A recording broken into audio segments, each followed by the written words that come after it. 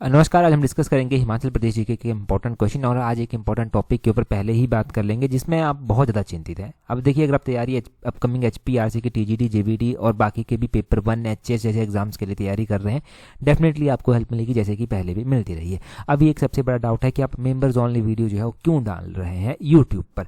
अब देखिए, हम आज तक तो हमने मेंबर्स ओनली वीडियो नहीं डाली, हम 7-8 सालों से पढ़ा रहे हैं। अभी यूट्यूब की एक पॉलिसी है कि महीने में एटलीस्ट 2-3 ये वीडियोस जो है वो अपलोड कीजिए। तो हमें वो 2-3 वीडियोस अपलोड करनी पड़ रही हैं क्योंकि यूट्यूब हमसे जो है वो कहता है कि आप ऐसी वीडियोस अपलोड कीजिए। अब आपको ज्वाइन नहीं करनी तो वहाँ से मैं आपको गारंटी देता हूँ कि आपकी स्टडी पर एक पैसे का फ़र्क भी जो है वो नहीं पड़ेगा। अगर आप ज्वाइन कर सकते हैं तो करिए, अगर नहीं कर सकते उसको ज्वाइन तो एक पैसे का फ़र्क आपकी स्टडी पर नहीं पड़ेगा, क्योंकि आपसे ज़्यादा चिंता मुझे आपकी है कि किस तरह से आपका एग्ज़ाम क्रैक हो, हम किस तरह का कंटेंट आपके साथ जो है वो डिस्कस करें। मैं हर एक क्वेश्चन को उस पॉसिबिलिटी से जो है वो एक्सप्लोर करता हूं जो एग्जाम में पूछा जा सकता है। जो भी एग्जाम में क्वेश्चन बन सकता है हम उस तरह से क्वेश्चंस को यहाँ पर डिस्कस करते हैं और वो हमेशा आपके लिए फ्री ही रहेगा। जो हमारी मॉर्निंग की वीडियो है वो हमेशा आपके लिए फ्री रहेगी। वो 2-3 वीडियोज़ मेंबर्स ओनली की हैं, उसमें जितनी की भी वो मेंबरशिप होगी आप मत ज्वाइन कीजिए अगर आप नहीं कर सकते। मैं कभी भी इंसिस्ट नहीं करता उसके लिए आपको, क्योंकि उसमें हमने वीडियोस को जो है वो कंपाइल किया है और कंटेंट हम जो यहाँ पर डिस्कस करते हैं वो कंटेंट आपको कहीं भी नहीं मिलेगा। तो मैं सिंपल शब्दों में इतना बोलना चाहता हूँ कि मेंबर्स ओनली वीडियोस हमें जो है वो डालनी पड़ रही हैं क्योंकि हमारे इंस्टीट्यूशन की ये गाइडलाइन है। हमारा इंस्टीट्यूशन है अभी यूट्यूब, तो यूट्यूब हमें ये गाइड कर रहा है कि आप डालिए, तब हम डाल रहे हैं। अब जहाँ पर भी आप कल को आप टीचर बनेंगे तो जो स्कूल कहेगा वो आपको करना पड़ेगा, वैसे ही जो हमें कहा जा रहा है हमें करना पड़ रहा है। अगर आपने नहीं ज्वाइन करनी तो मत कीजिए, अगर आप कर सकते हैं तो कीजिए। परंतु अगर आप ये सोचेंगे कि आपकी स्टडी को हम इम्पैक्ट करेंगे, आपकी स्टडी को हम बिल्कुल भी इम्पैक्ट नहीं होने देंगे। आपका पेपर क्लियर होना चाहिए, ये हमारे लिए मैटर करता है। तो आप बेफिक्र होकर तैयारी कीजिए। जितनी मेहनत आप अपने लिए कर रहे हैं उतनी मेहनत हम भी जो है वो आपके लिए कर रहे हैं। आई होप कि आप एक मैच्योर पर्सन होने के नाते इन बातों को जो है वो समझ पाएंगे।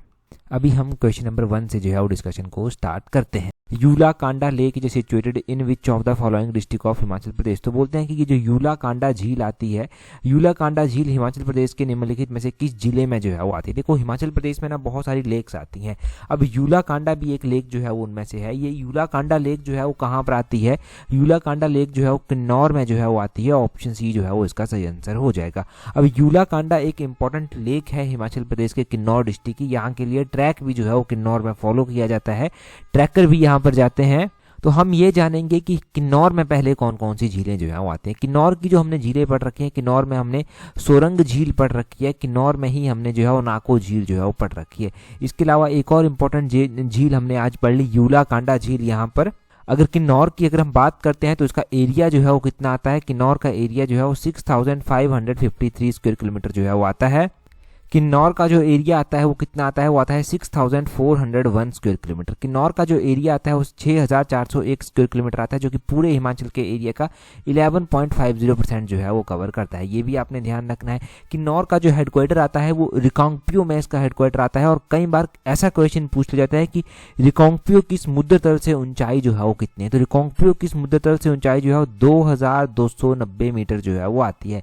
2290 मीटर जो है वो यहाँ की ऊंचाई जो है वो। यहाँ पर जो मुख्य रूप से भाषाएं बोली जाती हैं उसमें जो है वो सगनौर भाषा बोली जाती है, संगनौर भाषा, उसमें जो है वो जांगियाम भाषा बोली जाती है, उसमें हमस्कंद भाषा बोली जाती है, हमस्कंद किन्नौरी भाषा है, और इसमें जो है वो सुमीचो भाषा जो है वो बोली जाती है। तो ये इंपॉर्टेंट लैंग्वेजेस जो है वो किन्नौर में जो है वो बोली जाती है। किन्नौर हिमाचल प्रदेश का जो है वो 6ठे नंबर का डिस्ट्रिक्ट जो था वो बना था।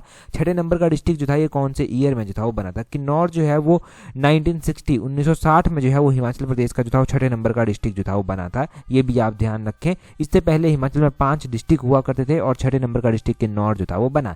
इतना सब हम यहाँ से बेसिक सा ध्यान रखेंगे किन्नौर के बारे में। अगला क्वेश्चन देखिए क्या बोलते हैं the treaty of Sugauli was signed between. तो बोलते हैं कि जो संगौली की संधि हुई थी ये किस किस के बीच में जो था वो साइन हुई थी, किस किस के बीच में इस संधि को लेकर जो था वो हस्ताक्षर हुए थे। अब अलग अलग संधियां हुई, उनमें जो है वो अलग अलग जो है वो लोगों के बीच में वो संधियां हुई। तो ये जो संगौली की संधि हुई थी ये किस किस के बीच में जो था वो हुई थी? संगौली की संधि जो था वो ब्रिटिशर्स के बीच में हुई थी और नेपाल गवर्नमेंट के बीच में जो था वो हुई थी। ईस्ट इंडिया कंपनी और नेपाल गवर्नमेंट के बीच में ये हुई थी। ऑप्शन ए जो है वो इसका सही आंसर जो है वो आ जाएगा। अब देखिए उस टाइम क्या था, गोरखाओं ने हिमाचल के बहुत सारे इलाकों पर कब्जा कर रखा था। पहले तो उन्होंने कांगड़ा को भी जीतना चाहा, तो गोरखाओं को लीड कर रहे थे अमर सिंह थापा। अमर सिंह थापा ने जो है वो अपने पुत्र रणजौर सिंह, जो कि जातक किले की रक्षा जो था वो कर रहा था, उसकी सम्मानजनक सुरक्षित उसकी जो है वो सम्मानजनक वापसी के लिए जो है वो उसने जो है वो संगौली की संधि जो था वो की थी। 1815 में लगभग ये संधि जो था वो हुई थी। इसमें जो है वो ब्रिटिश ईस्ट इंडिया कंपनी की ओर से जो है वो मेजर जनरल डेविड ऑक्टोनॉली और दूसरी ओर से जो था वो नेपाल गवर्नमेंट हुआ करती थी, बेसिकली गोरखा ही हुआ करते थे, उनके बीच में जो था ये हुई थी संगौली की संधि। इस संधि से ये कहा गया था कि गोरखाओं को जो है वो ये ब्रिटिश गवर्नमेंट जो है ना ये सम्मानजनक रूप से जो है वो नेपाल भेज देगी और उनकी निजी संपत्ति के साथ जो है वो उनको नेपाल जो है वो भेज दिया जाएगा। और बेसिकली किया भी वैसे ही गया था, उनको सम्मानजनक तरीके से जो है वो नेपाल भेज दिया गया था और उनकी निजी संपत्ति भी उनको साथ में ले जाने दी गई थी। तो ये सब आपने जो है वो ट्रीटी ऑफ संगौली के बारे में ध्यान रखना है, किस किस के बीच में हुई। गोरखाओं का आगमन कैसे हुआ वो तो आपको पता ही है कि जब कांगड़ा के राजा संसार चंद के अत्याचार जो है वो ज़्यादा ही बढ़ गए, तब बिलासपुर की और कुछ रियासतों ने जो है मिलकर गोरखाओं को जो था वो आमंत्रित किया था। गोरखा यहाँ पर आते हैं, गोरखाओं को लीड कर रहे थे अमर सिंह थापा, और अमर सिंह थापा ने जो है संसार चंद के साथ युद्ध लड़ा था। वो युद्ध महल मोरिया नामक स्थान पर जो था वो हुआ था। संसार चंद को इस युद्ध में हार का सामना करना पड़ा। वो यहाँ से भागकर जो है वो कांगड़ा किले में जाता है, वहां पर शरण ले लेता है, जहां पर वो 4 सालों तक जो है वो खुद को अंदर सुरक्षित रखता है। अमर सिंह थापा भी जो है वो 4 सालों तक कांगड़े के किले को जो है वो घेर कर रखता है। फिर बाद में चलकर फाइनली संधि होती है 1809 में, एक ज्वालामुखी की संधि, जिसमें महाराजा रणजीत सिंह जो है वो इंटरफेयर करते हैं और बाद में महाराजा रणजीत सिंह को जो है वो के संसार चंद ने जो था वो कांगड़ा का किला भी दे दिया था और 66 गांव भी जो था वो देने पड़े थे। और उसके बाद जो है वो देसा सिंह मजीठिया जो है वो कांगड़ा किले का जो है वो नाजीम जो था वो बनाया गया था। महाराजा रणजीत सिंह ने जो था वो इसको बनाया था। फिर गोरखा बाकी रियासतों की ओर जो है वो भागते हैं, बाकी रियासतों में लूटपाट करने की कोशिश जो है वो करते हैं। बाकी कहते हैं ना कि ये गोरखा इतने क्रूर थे ना, जब ये मारने लगते थे ना तो ये देखते ही नहीं थे कि इंसान को काट रहे हैं या फिर ये किसी जानवर को काट रहे हैं। इतना लिखा गया है किताबों में भी कहीं पर। तो ये सब आप याद रखें। ट्रीटी ऑफ संगौली हो गया, ज्वालामुखी की संधि हो गया, 1809 की ये संधि हो गई। बाकी गोरखा जब आए तो उन्होंने क्या किया, यहाँ पर आकर कहाँ पर युद्ध हुआ, वो सब आपको यहाँ से पता चल ही गया। अगला क्वेश्चन देखिए, बोलते हैं कंसीडर द फॉलोइंग स्टेटमेंट। यहाँ पर बोलते हैं निम्नलिखित कथनों के ऊपर जो है विचार कीजिए। बोलते हैं agro economic research centre is located in Hamirpur की हमीरपुर में जो है वो कृषि आर्थिक अनुसंधान केंद्र जो है वो स्थित है। दूसरे में बोलते हैं Himalayan forest research institute is located at Panthaghati. ये जो हिमालयन फॉरेस्ट रिसर्च इंस्टीट्यूट है HFRI, ये जो है पंथाघाटी में जो है वो स्थित है। और तीसरे में बोलते हैं state forensic science laboratory located at Junga Shimla की। ये जो हिमाचल प्रदेश में राज्य फॉरेंसिक विज्ञान प्रयोगशाला है, ये जो है वो शिमला में जो है वो स्थित है। अगर हम बात करते हैं एग्रो इकोनॉमिक रिसर्च सेंटर की कृषि आर्थिक अनुसंधान केंद्र, तो ये हमीरपुर में स्थित जो है वो नहीं है। ये जो है वो पहली ही स्टेटमेंट जो है वो यहाँ पर गलत हो जाती है। दूसरी स्टेटमेंट में बोलते हैं Himalayan forest research institute HFRI, ये कहाँ पर है, पंथाघाटी में है। ये स्टेटमेंट बिल्कुल सही लिखी गई है कि हिमालयन फॉरेस्ट रिसर्च इंस्टीट्यूट जो है वो पंथाघाटी शिमला में ही जो है वो स्थित है। और स्टेट फॉरेंसिक साइंस लैबोरेटरी जो है वो जुनगा में स्थित है। ये तो हमने बहुत बार पढ़ रखा है कि स्टेट फॉरेंसिक साइंस लैबोरेटरी जो है वो जुनगा में ही स्थित है। तो ये दूसरी और तीसरी स्टेटमेंट सही है, पहली गलत है। Choose the correct option, only 2 and 3 is correct, 1 is incorrect. क्यों गलत है पहली स्टेटमेंट? क्योंकि एग्रो इकोनॉमिक रिसर्च सेंटर जो है वो शिमला में स्थित है, ये आप जरूर ध्यान रखें।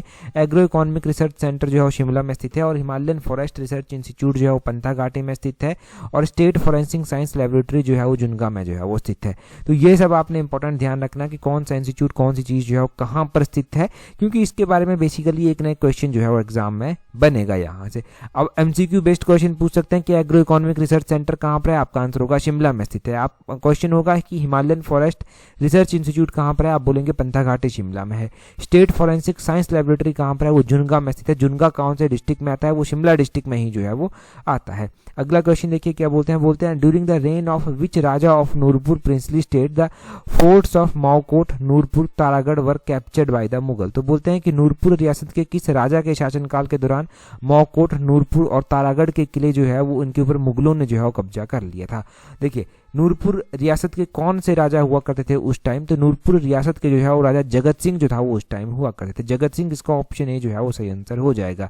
नूरपुर रियासत के राजा जगत सिंह जो था वो हुआ करते थे, और जगत सिंह का कार्यकाल हुआ करता था उस दौरान जो है वो क्या हुआ था, उस दौरान मौकोट, नूरपुर और तारागढ़ के किले जो है वो मुगलों के द्वारा जो है वो अपना कब्जा यहाँ पर जो था वो कर लिया था। अगर हम जगत सिंह के बारे में भी बात करते हैं, जगत सिंह जो है वो नूरपुर रियासत के राजा जो था वो हुआ करते थे, और नूरपुर रियासत जो है वो कांगड़ा रियासत का एक हिस्सा है।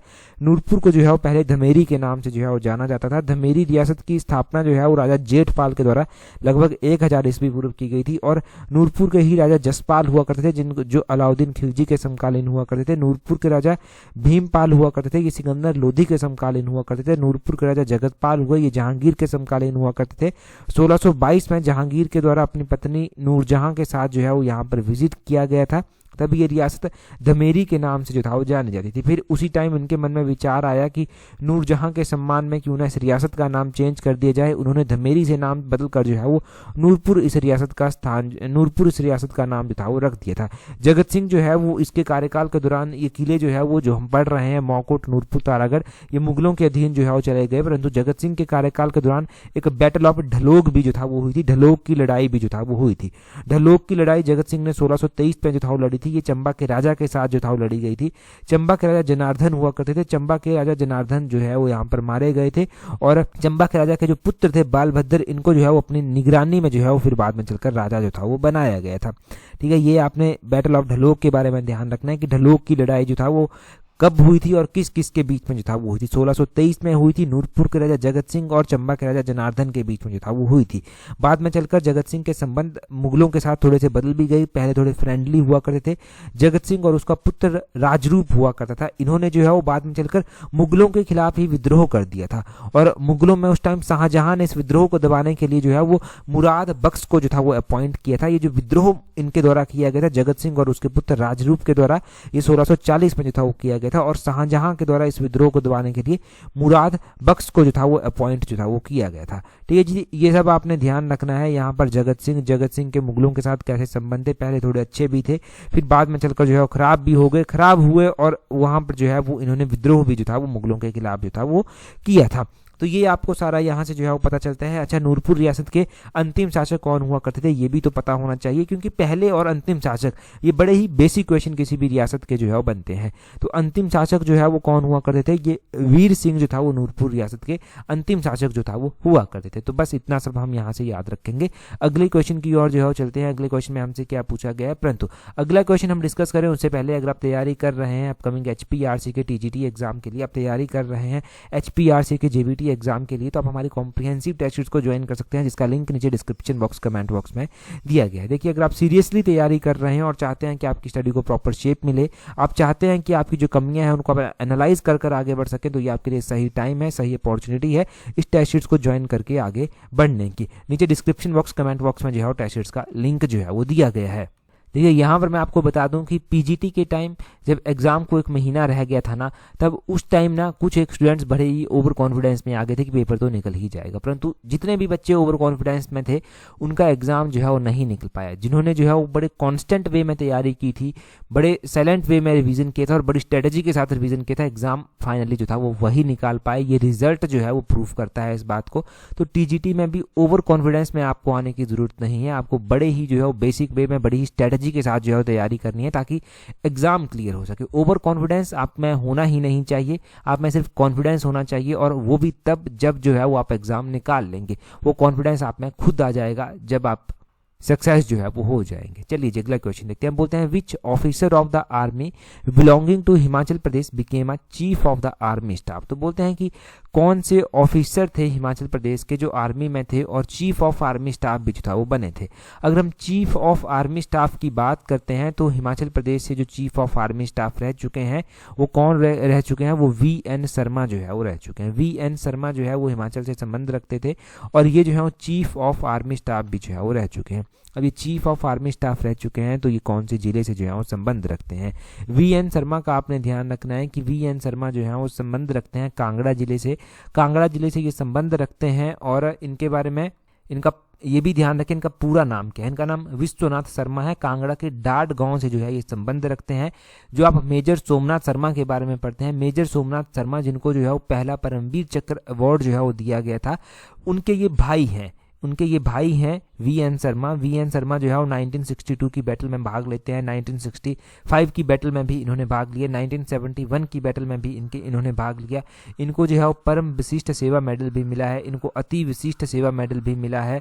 और 1988 से लेकर 1919 इनके 1988 से लेकर 1990 तक ये भारत में जो है वो थल सेना के अध्यक्ष भी जो है वो रहे, और ये पहले हिमाचली हैं जो थल सेना के जो है वो अध्यक्ष जो है वो रह चुके हैं। तो ये वी एन शर्मा जी के बारे में ध्यान रखें। यहाँ पर सोमनाथ शर्मा जी के बारे में भी बता देता हूँ, वो भी कांगड़ा जिले से संबंध रखते हैं। 1947 में जब पाकिस्तान के साथ भारत का युद्ध हुआ था तो उन्होंने अपनी वीरता वहां पर दिखाई थी, और उनको जो है मरणोपरांत जो है परमवीर चक्र भी जो था वो दिया गया था। पहले भारतीय हैं जिनको परमवीर चक्र जो है वो मिला। ठीक है जी, तो ये सब हमें यहाँ से जो है वो पता चला। अच्छा, यहाँ से ही हम क्वेश्चन को जो है वो जोड़ लेते हैं इंडिया जीके के साथ। इंडिया जीके के साथ इस क्वेश्चन को कैसे जोड़ेंगे, पहले तो हम याद रखेंगे यहाँ से कि एक क्वेश्चन पूछा जाता है कि फर्स्ट कमांडर इन चीफ कौन थे इंडियन आर्मी के पोस्ट इंडिपेंडेंस में, मतलब आज़ादी के बाद जो है वो पहले कमांडर इन चीफ कौन थे। तो वो जो है वो KM करियप्पा थे, जिनका नाम यहाँ पर जो है वो लिखा गया है, KM करियप्पा थे। ये जो है वो पहले जो है वो commander in chief of Indian army भी जो है वो रहे।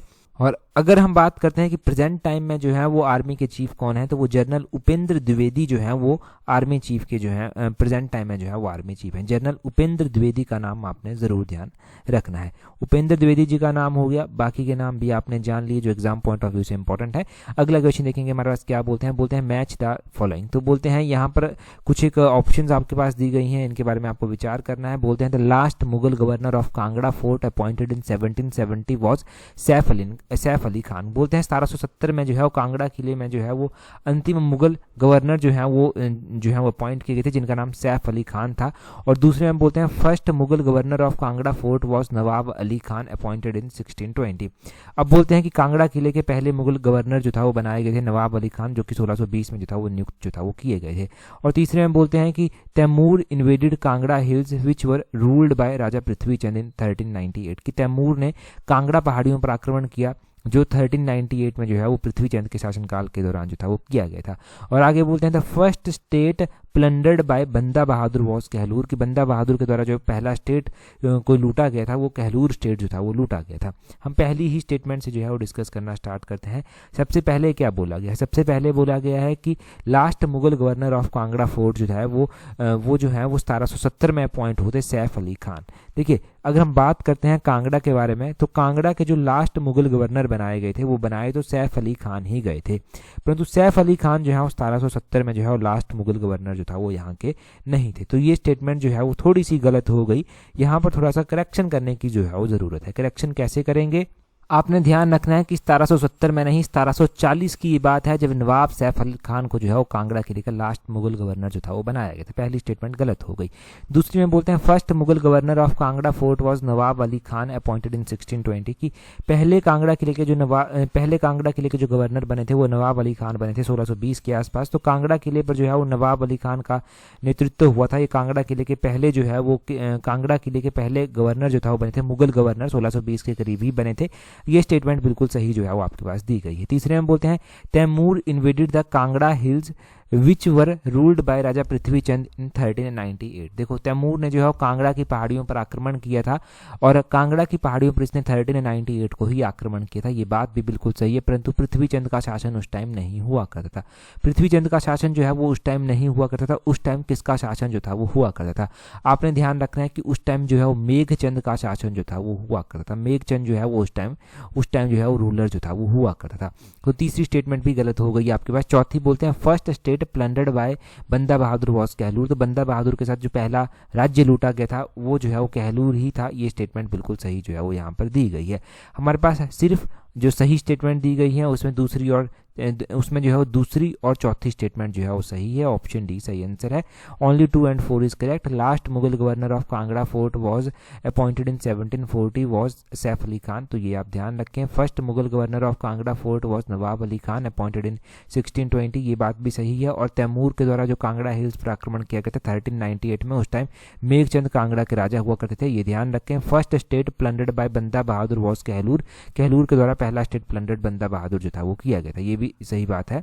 अगला क्वेश्चन देखिए क्या बोलते हैं who among the following join Jesus and Mary school in Shimla around 1924-25। तो बोलते हैं कि ये जो शिमला का जीसस एंड मैरी स्कूल है ये किसके द्वारा जो है वो ज्वाइन किया गया 1924 से 1925 के आसपास। तो अगर हम बात करते हैं जीसस एंड मैरी स्कूल जो है वो शिमला का किसके द्वारा जो है वो ज्वाइन किया गया था 1924 से 1925 के दौरान, तो वो अमृता शेरगिल के द्वारा किया गया था। अमृता शेरगिल, इसका ऑप्शन बी जो है वो सही आंसर हो जाएगा। कौन थी अमृता शेरगिल, इनके बारे में क्या क्या क्वेश्चन जो है वो पूछे जाते हैं। इनका बर्थ कहाँ पर हुआ था पहले ये ध्यान रखें। इनका बर्थ जो है वो हंगरी में हुआ था। हंगरी बुदापेस्ट में जो है वो हंगरी के बुदापेस्ट में जो है वो इनका जन्म हुआ था। 1913 में जो था वो इनका जन्म जो था वो हुआ था। अब ये आपने ध्यान रखना है कि इनकी ये जो है वो शिक्षा के लिए यहाँ पर आई थी, शिक्षा प्राप्त करने के लिए। संगीत से भी इनको प्यार था और इनका जो शिक्षा दीक्षा यहाँ पर हुई वो कहाँ पर हुई, वो जीसस एंड मैरी स्कूल में हुई थी। 1924 से लेकर 1925 के करीब जो है वो यहाँ पर जीसस एंड मैरी स्कूल में जो था ये आई थी। अमृता शेरगिल के द्वारा बहुत सारे काम किए गए, ये पेंटिंग से भी जुड़ी हुई थी। तो इनके द्वारा जो मुख्य चित्र बनाए गए वो चित्र भी आपने ध्यान रखने हैं। इनके द्वारा मुख्य चित्र जो है वो जिसमें ब्लैक न्यूड कर एक चित्र जो है वो आता है, ब्लैक न्यूड आता है, एक सिटिंग न्यूड आता है, 3 लड़कियों का समूह एक इसमें जो है वो चित्र आता है, गर्ल विद पिक्चर, ये पूछा गया था एक पेपर में, गर्ल विद पिक्चर ये भी इनका कार्य जो है वो आता है, PITCHER। और ब्राइड्स टॉयलेट कर भी ये इनका काम जो है वो आता है। और भी बहुत ज़्यादा चित्र इनके द्वारा बनाए गए, मैं आपको सिर्फ इंपॉर्टेंट वाले ही बता रहा हूँ। ब्राइड्स टॉयलेट भी हो गया, सिटिंग न्यूड, ब्लैक न्यूड हो गया, टॉर्सो कर भी एक इनका जो है वो कार्य है, टॉर्सो भी इन्हीं का कार्य है, ये भी आप ध्यान रखें। तो अमृता शेरगिल के बारे में पता चल गया, ये जो है वो चित्रकला से जुड़ी हुई हैं, पेंटिंग से जुड़ी हुई हैं। इनका जन्म बुदापेस्ट में हुआ था और ये जो है वो शिमला के जीसस एंड मैरी स्कूल से पढ़ी थी, तो इसलिए हम इनके बारे में यहाँ पर हिमाचल जीके में पढ़ रहे हैं। अगला क्वेश्चन देखिए, बोलते हैं who was the first European to visit Kangra around 1615। तो बोलते हैं कांगड़ा विजिट करने वाला पहला यूरोपियन कौन था जिसने 1615 में कांगड़ा की यात्रा जो था वो की थी। 1615 में जिसने कांगड़ा की यात्रा की थी वो कौन था, वो जो था थॉमस कॉरियार्ट था। ऑप्शन बी जो है वो सही आंसर है। देखिए अलग अलग यूरोपियन लोग अलग अलग टाइम में शिमला की यात्रा पर आए थे, जैसे कि थॉमस कॉरियार्ट जो है वो 1615 में आया था। थेवनोट भी एक यूरोपियन यात्री था, ये 1666 में 1666 में जो था वो कांगड़ा की यात्रा पर जो था वो आया था। फॉस्टर भी जो था वो कांगड़ा की यात्रा पर आया था, ये 1783 में आया था। मूर क्राफ्ट भी जो है वो कांगड़ा की यात्रा पर आया था लगभग 1820 के दौरान जो था ये कांगड़ा की यात्रा पर जो था वो आया था। तो इन आपने यूरोपियन विजिटर के बारे में ध्यान रखना है कि इनके द्वारा कब कब जो था वो कांगड़ा की यात्रा जो था वो की गई थी, बस इतना ही ध्यान रखेंगे। यहाँ से या तो क्वेश्चन मैच करने को आ जाएगा या तो MCQ बेस्ड क्वेश्चन जो है वो बन जाएगा। अगला क्वेश्चन देखिए, बोलते हैं which of the following mountain pass join Spiti to Ladakh. तो बोलते हैं कि कौन सा माउंटेन पास ऐसा है जो स्पीति को लद्दाख की ओर से जो है वो जोड़ता है। स्पीति को लद्दाख के साथ जोड़ने वाला माउंटेन पास जो है वो इनमें से कौन सा आता है। सबसे पहले दिया गया है लमखांगा पास। तो लमखांगा पास जो है वो किसको किसके साथ जो है वो जोड़ता है। लमखांगा पास के बारे में आपने ध्यान रखना है कि ये पास जो है ना वो स्पीति को लद्दाख के साथ जो है वो नहीं जोड़ता। अगर इनको आपस में ये नहीं जोड़ता तो ये किसको किसके साथ जोड़ता है, ये किन्नौर को जोड़ता है गढ़वाल के साथ, किन्नौर को गढ़वाल के साथ जो है वो जोड़ता है। और इसका जो एल्टीट्यूड है वो 5284 मीटर के आसपास जो है वो आता है। यहाँ पर जो है वो मुल्लारी जोत भी दिया गया है, मुल्लारी पास भी दिया गया है लास्ट में। मुल्लारी पास जो है वो लाहौल में स्थित है, ये आपने ध्यान रखना है, ये लाहौल में इसकी लोकेशन है। 4960 मीटर की ऊंचाई पर ये स्थित है। यहाँ पर जो है वो तोरी पास भी जो है वो एक दिया गया है। तोरी पास जो है वो किसको किसके साथ जो है वो जोड़ता है। तो तोरी पास का भी आप ध्यान रखें कि तोरी पास जो है वो कांगड़ा को चंबा से जो है वो जोड़ता है। कांगड़ा और चंबा को आपस में ये जोड़ता है 4360 मीटर की ऊंचाई पर जो है ये स्थित है। और अब हमारे पास कांगला पास आता है, तो कांगला पास ऐसा है जो स्पीति को लद्दाख से जो है वो जोड़ता है, तो ऑप्शन बी जो है वो इसका सही आंसर हो जाएगा। अच्छा, ये कांगला पास आपने ध्यान रखना है कि कांगला पास जो है वो किसको किसके साथ जोड़ता है। दूसरा, इस पास का जो एल्टीट्यूड है वो 5450 मीटर से लेकर 5465 मीटर के बीच में जो है वो आता है, यानी कि 5450 मीटर के आसपास जो है वो इसका एल्टीट्यूड जो है वो आता है। तो इसका एल्टीट्यूड भी काफ़ी इंपॉर्टेंट है कि कितने एल्टीट्यूड पर जो है ये कांगला पास जो है वो स्थित है। कांगला पास के बारे में पता चल गया, 4 ऑप्शन भी क्लियर हो गए आपके। अच्छा, मैं यहाँ से आपसे भी थोड़ा सा क्वेश्चन पूछ लेता हूँ ताकि आपका भी जो है वो रिवीजन साथ में जो है वो हो जाए। चलिए आप मुझे कमेंट कर बताइए कि ये बलेनी एक पास आता है, बलेनी पास जो है वो किसको किसके साथ जो है वो जोड़ता है। बस इतना सा आपको बताना है, बलेनी पास किसको किसके साथ जोड़ता है। अगला क्वेश्चन देखिए क्या बोलते हैं। बोलते हैं when Himachal Pradesh was formed in 1948 which was the smallest princely state to join it in term of area. तो बोलते हैं जब 1948 में हिमाचल प्रदेश का गठन हुआ था तो उस टाइम सबसे छोटी रियासत कौन सी थी जिसने जो है वो इसको ज्वाइन किया था। देखिए 1948 में हिमाचल प्रदेश का जब गठन होता है तो अलग अलग रियासतों को मिलाकर जो है वो इसका गठन किया जाता है। ऐसा नहीं कि एक साथ कहीं से हिमाचल आ गया, अलग अलग छोटी बड़ी रियासतें बनी, उनका गठन हुआ, उनका जो है वो उनको एक साथ मिलाया गया, तब हिमाचल का जो है वो गठन हुआ था। तो आपने ध्यान रखना है कि कुठार रियासत ऐसी रियासत थी, ऑप्शन बी सही आंसर हो जाएगा, जिसका एरिया जो है वो सबसे कम था। कुठार का जो एरिया था वो लगभग 1 स्क्वायर मीटर के आसपास जो था वो उस टाइम इसका एरिया जो था वो हुआ करता था। कई बार कंफ्यूजन हो जाता है कि रतेश जो था वो सबसे छोटी रियासत थी, नहीं, रतेश का जो एरिया हुआ करता था वो 2 स्क्वायर मीटर के आसपास हुआ करता था। तो ये भी ध्यान रखें कि रतेश नहीं थी, कुठार ही जो था वो सबसे छोटी रियासत जो था वो हुआ करती थी। अब देखिए रामपुर बुशहर सबसे बड़ी रियासत जो था वो हुआ करती थी। रामपुर बुशहर वही रियासत है जहां पर लवी का इंटरनेशनल मेला भी होता है, और रामपुर जो बुशहर रियासत थी जिसकी स्थापना भगवान श्री कृष्ण के वंशज प्रद्युम्न के द्वारा की गई थी, इसका एरिया 3665 स्क्वायर मीटर जो था वो हुआ करता था।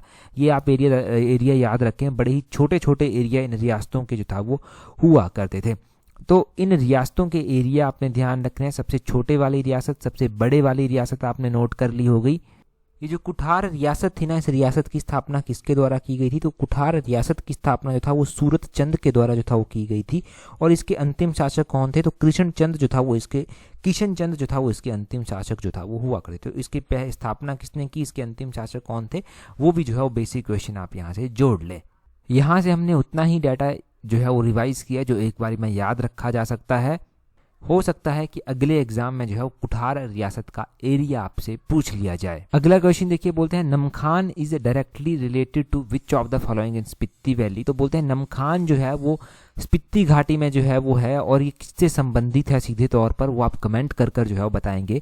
मिशन एलाइट का जो इससे पिछले वाला पार्ट था उसमें ये क्वेश्चन हमने पढ़ा था, तो अभी आप जल्दी से कमेंट कर जो है वो अपना आंसर बता दीजिए। बाकी टेलीग्राम पर अगर आपने हमें ज्वाइन नहीं किया है तो टेलीग्राम पर ज्वाइन करने के लिए अपने टेलीग्राम से @allexam31 सर्च करना, आपको हमारा टेलीग्राम चैनल मिल जाएगा। आज की इस वीडियो में इतना ही है। That's all for today. Thank you very much for watching and listening it very patient.